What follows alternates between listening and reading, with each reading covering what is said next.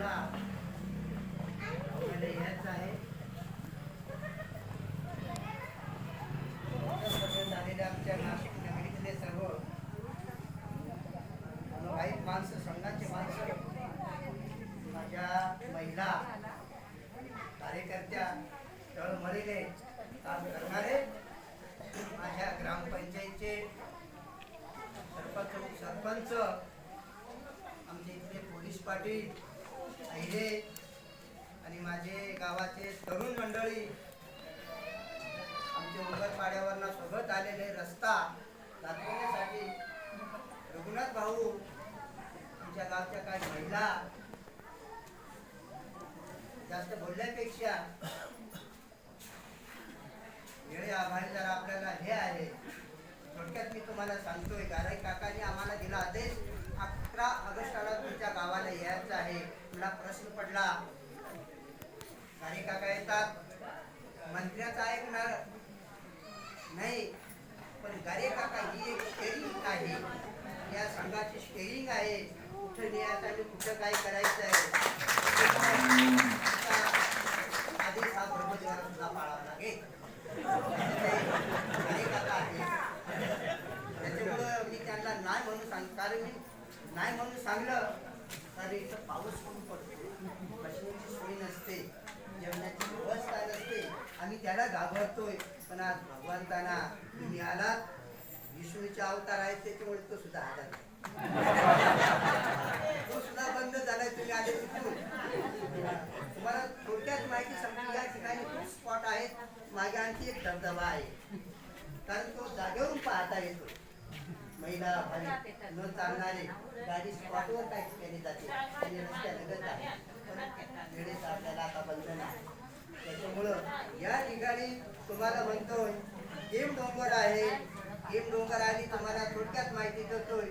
काही लोक पूर्वज आमचे याला हेच मानायचा तुम्हाला माणूस हातावर आहे, दोनागीर हा वडिलांचा कळेस आहे. आज हा दोनागीर आहे. एक समुद्र मंथन झाला आणि समुद्राची आणि या डोंगराची प्रलय झाला. पूर्ण जगामध्ये पूर्ण पाणीच पाणी, समुद्राची अशी आट होती की हा डोंगर मला बुडवायचा.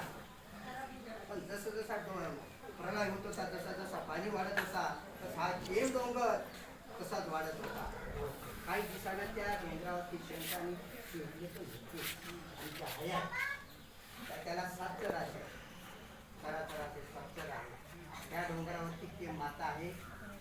या नदीच्या डोंगराच्या कुशीतून निघणारे, आता आपण गेलो ही पार नदी आहे, एका शेतकऱ्याच्या विहिरीतून उगम पावलेली नदी आहे. तिला आपण अलीकडे उतरून गेलेले ती परती नदी आहे. आणि त्याच्या पाठीमागे मादळी म्हणून नदी आहे, आणि एक पाटीची म्हणून नदी आहे. शेजारी कालवा गेलेली आहे. तुम्ही गेले ते गिरगामातेचं मंदिर, त्या गायमुखातून निघाली तिची गिरणा. 7 नद्यांचा उगम आहे या ठिकाणी. तुम्हाला म्हणतो पाण्यासारखं खूप आहे, पाण्यासारखं खूप आहे. हे राऊड आहे इंग्रजांचं हेड ऑफिस होतं.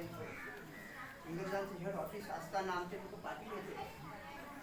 पण मी म्हणतो काही लोक ख्रिश्चन होतात आमिष दाखवून, पण त्यावेळेस इथे इतका इंग्रजांचा हे होतं, इंग्रजांचं हेड ऑफिस होतं इथं.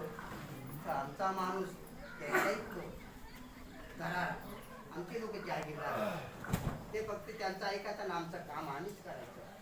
पण कोणी ख्रिश्चन झालेलं नाही.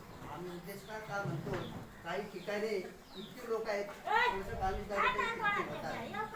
तर इथं त्यावेळेसपासून इंग्रजांचं हे ऑफिस, हे राऊंड गाव आणि पूर्ण आदिवासी एरिया आहे, डोंगरदरी आहेत. तुम्हाला म्हणतो मागे आमच्याकडं खूप वादळ झालं होतं. तुम्हाला म्हणतो 17-18 घरे निमा गाव आमचा, एका मिल जास्तच 1-2 सेकंदात पुरा गाव उद्ध्वस्त. त्यावेळी पत्रे होते, त्या हवेनंच वरच्यावर पीठ करून टाकले, कवलं तर झाले पण करून कुठे नेऊन टाकले. एका शेतकऱ्याचे 10-12 भासाच्या मोळ्या होत्या, एक पण दिसलं नाही. त्याला कुठे गेले तर नापाताच. त्याच्यामुळं वादळ झाला वादळ थांबवणारे माझे गाडी काका यांचा आदेश केला मी तुम्हाला म्हणतोय हो रात्रीसून कुठली कार्यकर्ता आला नाही. आमचे खासदार हरिश्चंद्र चव्हाण रस्त्यात होते, त्यांच्या पुढेच आमच्या संघाचे माणसं येत होते. त्यांना विचारलं का, कारण आपण काय संघाचा माणूस आहे. त्यावेळी त्यांनी ताडपत्री आम्हाला वाटप केली. संघाचा माणूस आतापर्यंत पंचायतीमध्ये पाकिस्तानच्या सीमेवर आज 100-120 संघाला काम जवळजवळ 100 वर्ष झाले असते.